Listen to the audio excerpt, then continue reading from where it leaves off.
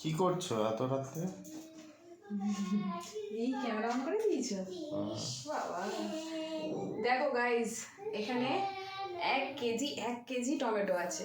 মাত্র পেয়েছি আমি 2 টাকায় পাইনি, তার সাথে একটা শূন্য, মানে 20 টাকায় 1 কেজি টমেটো পেয়েছি। তো টমেটোটা আমি হাতছাড়া করতে পারিনি।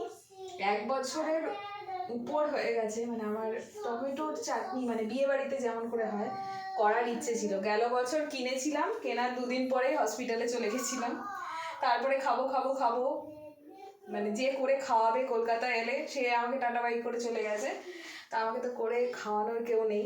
সেই কারণে আমি আজকে টমেটোটা এখন সস্তায় পেয়ে গেছি, এখন এগুলোকে কাটিং করব। অনেকক্ষণ ভিজিয়ে রেখেছি জলের মধ্যে।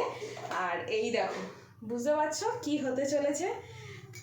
আশা করি বুঝতে পেরেছো কি করব এখন আমি। খেজুর, আমসত্ত্ব, টমেটো দিয়ে চাটনি হবে। এখন চাটনি বানাবো আমি। এখন আগে কেটে নেবো এগুলো, তারপরে চাটনি এই বানাবো। চাটনি কদিন ধরে খাবে? রেখে রেখে রেখে রেখে খাবো। মোটামুটি 5-6 দিন, 1 সপ্তাহ? হ্যাঁ, যতদিন যা টমেটো আছে আমার তো মনে হয় 1 সপ্তাহ বেশিই চলবে। হ্যাঁ হ্যাঁ, চলো এখন ভালো করে কেটে নিই, টমেটোর ভিতরগুলো দেখে নিই। একদম পাকা পাকা টমেটো ছাড়া তো টমেটোর চাটনি হয় না ঠিক মতন।